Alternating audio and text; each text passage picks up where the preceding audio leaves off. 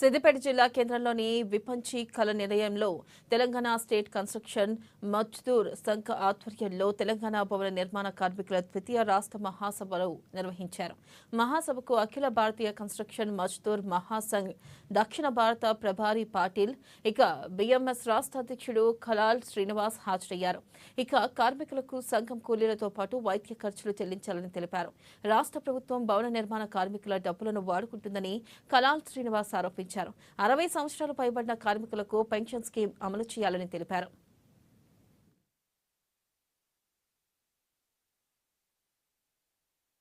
వారికి ఏ విధమైనటువంటి కనీస సామాజిక భద్రత లేకుండా పేరు మాత్రం భవన నిర్మాణ సంక్షేమ నిధి, కానీ అదంతా కూడా నాయకుల నిధిగా వాళ్ళ సొంత అవసరాల కొరకు మాత్రమే వాళ్ళు వాడుకుంటూ ఉన్నారు.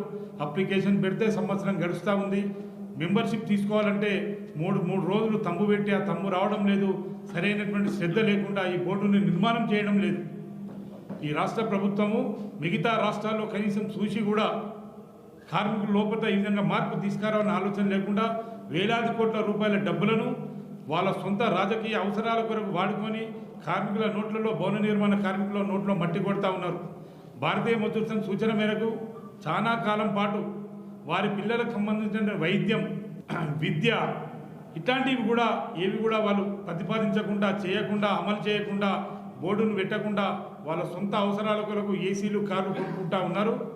కాబట్టి ఈ యొక్క బోర్డును వెంటనే మార్చి వారికి సంబంధించినటువంటి ఏదైతే భవన నిర్మాణ కార్మికులకు 60 సంవత్సరాలు పూర్తి చేసి వాళ్ళు ఎన్నో కష్టం చేసి వాళ్ళ రోగాల పాలైతే కనీసం వాళ్ళ గురించి వైద్యానికి ఎలాంటి సౌకర్యాలు లేకుండా ఆలోచిస్తూ ఉన్నారు.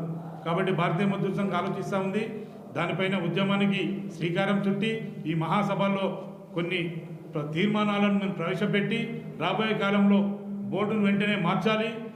పిల్లలకు సంబంధించినటువంటి విద్య అట్లాగే వైద్యం వీళ్ళకు ఫ్రీగా క్యాష్లెస్